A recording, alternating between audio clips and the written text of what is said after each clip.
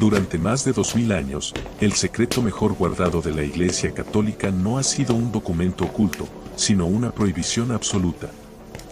Ninguna mujer ha vestido los ornamentos del poder papal, ni ha confesado los pecados del mundo desde el altar. Pero, ¿es esto un mandato divino, o un profundo temor institucional?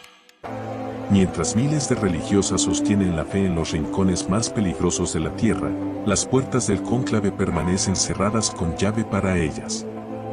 El Vaticano ha revelado sus razones, pero la verdad detrás del veto es mucho más compleja de lo que te han contado.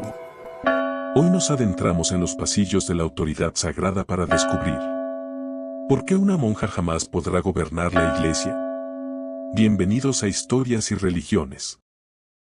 Bienvenidos a este espacio donde hablamos de fe, esperanza y amor, donde compartimos mensajes de aliento para todas las personas que buscan fortalecer el espíritu y acercarnos a ese ser superior al que todos dirigimos nuestras oraciones.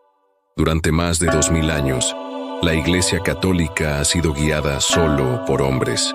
Ninguna mujer ha celebrado misa, ni ha vestido los ornamentos del poder eclesiástico, ni ha sido llamada padre. Pero, ¿por qué? ¿Qué impide que una monja, dedicada al servicio de Dios, pueda llegar a ser sacerdotisa, cardenal o incluso papa? La respuesta no es tan simple como una tradición.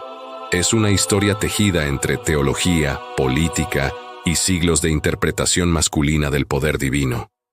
Lo que estás por escuchar no es un ataque a la fe, sino una mirada profunda a una decisión que ha marcado el rumbo espiritual de millones de creyentes, y tal vez una de las más controversiales que el Vaticano aún sostiene. ¿Qué piensas sobre las leyes de la Iglesia que no dejan que una monja pueda llegar a ser papa? Déjame tus opiniones en los comentarios. Pero el Código de Derecho Canónico, la ley interna que rige la vida de la Iglesia, establece con claridad que solo los hombres bautizados pueden recibir las órdenes sagradas. Esta frase, aparentemente técnica, encierra una frontera infranqueable.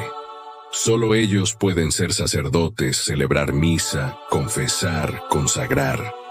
Y si solo ellos pueden hacerlo, solo ellos pueden escalar los peldaños que llevan a la jerarquía más alta, el papado. La justificación oficial se basa en la figura de Cristo. El argumento sostiene que Jesús eligió únicamente a hombres como apóstoles y que los sacerdotes actúan in persona Christi, es decir, en la persona de Cristo mismo. Bajo esa premisa, la Iglesia considera imposible que una mujer ocupe ese rol. Sin embargo, este argumento ha sido cuestionado por teólogos, historiadores y fieles de todo el mundo. Porque si bien es cierto que los apóstoles fueron hombres, también lo es que las mujeres desempeñaron un papel esencial en los primeros tiempos del cristianismo. María Magdalena fue la primera testigo de la resurrección. Marta y María abrieron su hogar a Jesús. Las diaconisas del siglo I asistían a los bautismos y acompañaban la vida espiritual de las comunidades. En los primeros siglos, el liderazgo femenino no era una excepción. Era una realidad silenciosa. Pero con el paso del tiempo, el cristianismo comenzó a institucionalizarse, y las estructuras de poder se moldearon a imagen del Imperio Romano, verticales, patriarcales y dominadas por hombres. El Vaticano, al consolidarse como centro de autoridad, adoptó estas estructuras. La fe se espiritualizó, pero el poder se politizó. Los concilios y las bulas papales reforzaron una idea que se volvió dogma. El sacerdocio era un privilegio masculino.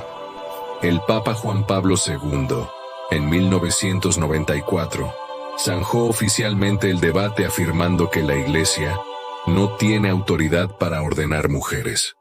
No que no quiera, sino que no puede. Esa distinción, no poder, es lo que más desconcierta. Porque si el poder viene de Dios, ¿Por qué un límite humano se impone sobre un llamado divino? Las monjas, a lo largo de los siglos, han sido pilares silenciosos de la fe. Fundaron hospitales, educaron generaciones, cuidaron a los más pobres y sostuvieron comunidades enteras en lugares donde los sacerdotes no llegaban. Y aún así, nunca se les permitió predicar desde el altar. La ironía es dolorosa.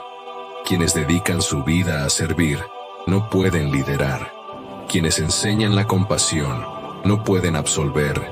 Y quienes guían con ejemplo no pueden gobernar. Detrás de esta decisión también se esconden temores. Temor a romper la tradición. Temor a alterar el orden que sostiene la autoridad. Temor a que el poder espiritual se reparta de manera diferente. Pero la historia muestra que cada vez que la Iglesia se enfrentó a una crisis moral o social, fue la voz de una mujer la que inspiró el cambio. Teresa de Ávila reformó la vida monástica. Catalina de Siena habló con papas. Juana de Arco defendió su fe ante el fuego. Mujeres que, sin títulos ni mitras, movieron los cimientos de la Iglesia con la fuerza de su convicción. Ya que llegaste hasta aquí, no olvides suscribirte al canal para no perderte estos grandes relatos e historias religiosas. Hoy, en pleno siglo XXI, la pregunta sigue abierta. ¿Puede la fe evolucionar sin traicionarse?